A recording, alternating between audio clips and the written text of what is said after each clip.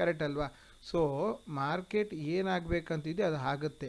ಆದರೆ ಇವರು ಪ್ರೆಡಿಕ್ಷನ್ ಮಾಡೋದನ್ನು ನಾವು ನಂಬಿ ನಮ್ಮ ತಲೆಯೊಳಗೆ ಹುಳ ಬಿಟ್ಕೊಂಡ್ರೆ ಖಂಡಿತವಾಗ್ಲೂ ನಾವು ಮಾರ್ಕೆಟಲ್ಲಿ ಕನ್ಫ್ಯೂಸ್ ಎಲ್ಲ ಆಗ್ತೀವಿ. ನಮಸ್ತೆ ಫ್ರೆಂಡ್ಸ್, ಎಲ್ಲರಿಗೂ ಕೋಸ್ಟಲ್ ಟ್ರೇಡರ್ಗೆ ಸ್ವಾಗತ. ಇವತ್ತಿನ ಎಜುಕೇಷನಲ್ ವೀಡಿಯೋಸ್ ಏನಿದೆ ಅಂತ ನೋಡೋಣ. ತುಂಬ ಜನ ಕೇಳಿರ್ಬೋದು ಪ್ರೀ ಮಾರ್ಕೆಟ್ ಅನಾಲಿಸಿಸ್ ಅಂತ. ಅಂದರೆ ಪ್ರೀ ಮಾರ್ಕೆಟ್ ಅನಾಲಿಸಿಸ್ ಅಂದರೆ ನಾಳೆ ಮಾರ್ಕೆಟ್ ಏನಾಗ್ಬೋದು ಅಂತ ಇವತ್ತೇ ಡಿಸೈಡ್ ಮಾಡಿ ಹೇಳುವಂಥದ್ದು. ಇದನ್ನು ನೀವು ತುಂಬ ಕೇಳಿರ್ತೀರಿ. ಪ್ರೀ ಮಾರ್ಕೆಟ್ ಅನಾಲಿಸಿಸ್ ವೀಡಿಯೋಸ್ ಅಂತ ಬಂದಿರುತ್ತೆ. ಪ್ರೀ ಮಾರ್ಕೆಟ್ ಅನಾಲಿಸಿಸ್ ಮಾಡೋರು, ಪೋಸ್ಟ್ ಮಾಡೋಂಥವ್ರು ತುಂಬ ಜನ ಇರ್ತಾರೆ. ಅದು ಹೇಗೆ ಯೂಸ್ ಆಗುತ್ತೆ ಅನ್ನೋದ್ರ ಬಗ್ಗೆ ನಾವಿಲ್ಲಿ ಗಮನ ಕೊಡೋಣ. ಅನಾಲಿಸಿಸ್ ಅನ್ನೋದ್ರಲ್ಲಿ ಎರಡು ರೀತಿ ಇದೆ. ಒಂದು ಪ್ರೀ ಮಾರ್ಕೆಟ್, ಇನ್ನೊಂದು post market. Post market analysis ಆದರೂ ಒಂದು ಲೆಕ್ಕದಲ್ಲಿ ಓಕೆ. ಯಾಕೆ ಅಂತ ಹೇಳಿದ್ರೆ ನಾವು ಎಲ್ಲಿ ತಪ್ಪು ಮಾಡ್ತಿದ್ವಿ, ಎಲ್ಲಿ ತಪ್ಪಾಯಿತು, ನಮ್ಮ ಸೆಟಪ್ ವರ್ಕ್ ಆಯಿತಾ, ವರ್ಕ್ ಆಗಲಿಲ್ವಾ, ಅದು ಪ್ರಾಪರಾಗಿ ಇದೆಯಾ ಇಲ್ವಾ ಅನ್ನೋದನ್ನೆಲ್ಲ ನಮಗೆ ಹೇಳಲಿಕ್ಕೆ ಪೋಸ್ಟ್ ಮಾರ್ಕೆಟ್ ಹೆಲ್ಪ್ ಆಗುತ್ತೆ. ಆದರೆ ಈ ಪ್ರೀ ಮಾರ್ಕೆಟ್ ಏನು ಮಾಡುತ್ತೆ ಅಂದರೆ ನಮ್ಮನ್ನು ಮಿಸ್ಲೀಡ್ ಮಾಡುತ್ತೆ. ಸೊ ನಮ್ಮನ್ನು ಒಂದು ಅಸಂಪ್ಷನ್ಗೆ ತಳ್ಳಿಬಿಡುತ್ತೆ, ಒಂದು ಪ್ರೆಡಿಕ್ಷನ್ಗೆ ತಳ್ಳಿಬಿಡುತ್ತೆ. ಸುಮಾರು ಜನ ಯೂಟ್ಯೂಬಲ್ಲಿ ಬಂದು ಹೇಳ್ತಾರೆ ನಾಳೆ ಈಗ ಆಗ್ಬೋದು, ಮಾರ್ಕೆಟ್ ಆಗಾಗ್ಬೋದು ಅಂತೇಳಿ.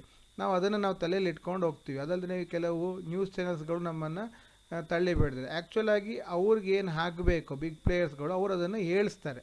ನ್ಯೂಸ್ ಚಾನಲ್ ಮುಖಾಂತರ, ಇದ್ರ ಮುಖಾಂತರ ಹೇಳಿಸಿ ನಮ್ಮನ್ನು ಮಿಸ್ಲೀಡ್ ಮಾಡ್ತಾರೆ. ಈಗ ನಿನ್ನೆ ಅಷ್ಟು ದೊಡ್ಡ ಫಾಲ್ ಆಯಿತು, ಮೊನ್ನೆ ಅಷ್ಟು ದೊಡ್ಡ ಗ್ಯಾಪ್ ಡೌನ್ ಆಯಿತು. ಯಾರೂ ಸಹ ಪ್ರೆಡಿಕ್ಟ್ ಮಾಡಲಿಲ್ಲ, ಎಲ್ಲರೂ ಮೇಲೋಗುತ್ತೆ ಅಂತಿದ್ರು.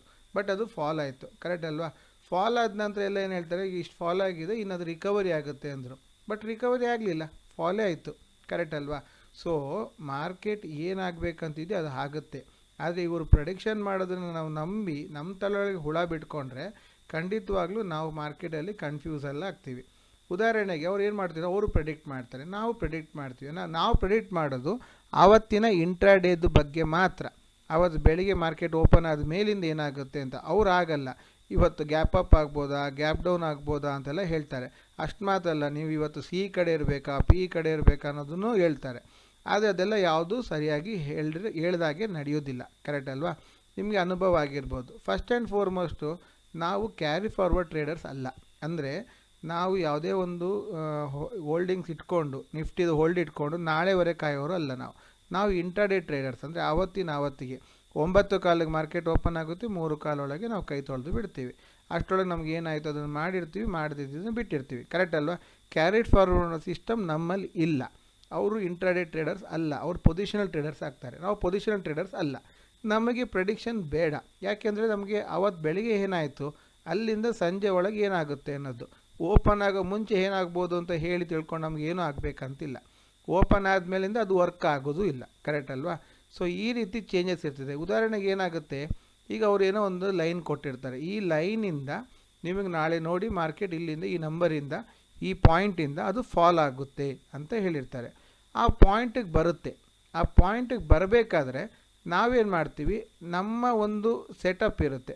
ನಮ್ಮ ಸೆಟಪ್ಪು ಆ್ಯಕ್ಚುಲಾಗಿ ಅಲ್ಲಿ ನಮಗೆ ಸಿ ಬೈ ಮಾಡಲಿಕ್ಕೆ ಹೇಳ್ತಿರುತ್ತೆ. ಆದರೆ ಅವ್ರು ಹೇಳಿದ್ದನ್ನು ನಮ್ಮ ತಲೆಯೊಳಗೆ ಹೋಗಿ ನಾವು ಪಿ ಬೈ ಮಾಡಲಿಕ್ಕೆ ಹೋಗ್ತೇವೆ. ಯಾಕೆ? ಅವ್ರು ಹೇಳಿದರೆ ಅದು ಫಾಲ್ ಆಗುತ್ತೆ ಅಂತ.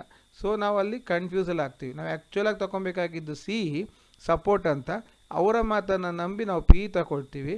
ಕಡೆಗೆ ನಮ್ಮಲ್ಲಿ ಆ ಕಾನ್ಫಿಡೆಂಟ್ ಇರೋದಿಲ್ಲ. ಯಾಕೆಂದರೆ ನಾವು ನಮ್ಮ ಪ್ರೆಡಿಕ್ಷನ್ ಅಥವಾ ನಮ್ಮ ಒಂದು ಸೆಟಪ್ಗೆ ಅದು ಇಲ್ಲ, ಅದು ವಿರುದ್ಧವಾಗಿರುತ್ತೆ.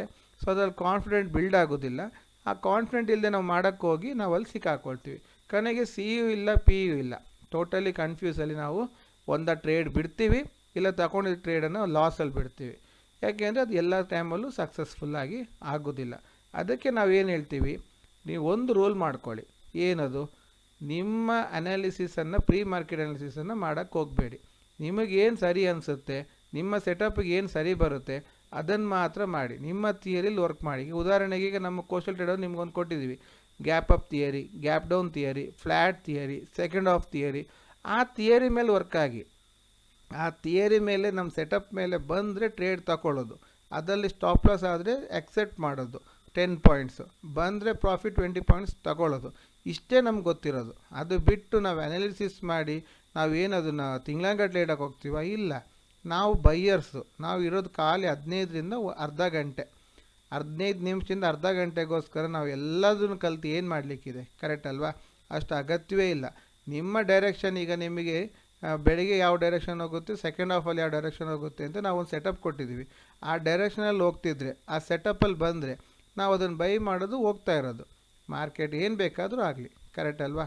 ಈ ರೀತಿ ಒಂದು ಸಿಸ್ಟಮ್ಯಾಟಿಕ್ ರೂಲ್ಸ್ ಮಾಡಿ ನೀವು ಆ ರೂಲ್ಸಿಗೆ ಸ್ಟಿಕ್ ಆನ್ ಆಗಿ ರನ್ ಆದರೆ ಖಂಡಿತವಾಗ್ಲೂ ಸಕ್ಸಸ್ಫುಲ್ ಟ್ರೇಡರ್ ಆಗ್ತೀರಿ. ಆ ಸಕ್ಸಸ್ಫುಲ್ ಟ್ರೇಡರ್ ಆಗಲಿಕ್ಕೆ ನಾವು ನಿಮಗೆಲ್ಲ ರೀತಿಯ ಸಹಕಾರ ಕೊಡ್ತಾ ಇದ್ದೀವಿ. ನಿಮಗೆ ಇನ್ನೂ ಹೆಚ್ಚಿನ ರೂಲ್ಸ್ಗಳು, ನಿಮಗೊಂದು ಸೆಟಪ್ ಬೇಕಿದ್ದರೆ ಬನ್ನಿ ನಮ್ಮ ಕೋರ್ಸಿಗೆ ಜಾಯ್ನ್ ಆಗಿ. ನಿಮಗೆ ಬೇಕಾಗುವಂಥ ಎಲ್ಲ ಸೆಟಪ್ಗಳನ್ನು ಕೊಟ್ಟು exact entry, exit point, stop loss ಪಾಯಿಂಟನ್ನೆಲ್ಲ ನಿಮಗೆ ತಿಳಿಸ್ಕೊಡ್ತೀವಿ. ಮತ್ತು ರೀಸನ್ ಬಿಹೈಂಡ್ ದ ಎಂಟ್ರಿ ಎಲ್ಲದನ್ನು ಕೊಟ್ಟು ಈಸಿಯಾಗಿ ನೀವು ಡೈಲಿ ಇನ್ಕಮ್ ಮಾಡಲಿಕ್ಕೆ ಬೇಕಾಗುವಂಥ ವ್ಯವಸ್ಥೆಯನ್ನು ನಾವು ಮಾಡಿಕೊಡ್ತೀವಿ ಅಂತ ಹೇಳ್ತಾ ಇವತ್ತಿನ ವಿಡಿಯೋವನ್ನು ಕಂಪ್ಲೀಟ್ ಮಾಡ್ತಾ ಇದ್ದೀನಿ. ನನ್ನ ಕನ್ಕ್ಲೂಷನ್ ಇಷ್ಟೇ, ಪ್ರೀ ಮಾರ್ಕೆಟ್ ಅನಾಲಿಸಿಸ್ಗೆ ಹೋಗಬೇಡಿ. ನಿಮ್ಮ ಒಂದು ಅನಾಲಿಸಿಸ್, ನಿಮ್ಮ ಥಿಯರಿ ಮೇಲೆ ನಂಬಿಕೆ ಬಿಡಬೇಡಿ. Okay friends, all the best. Thank you very much.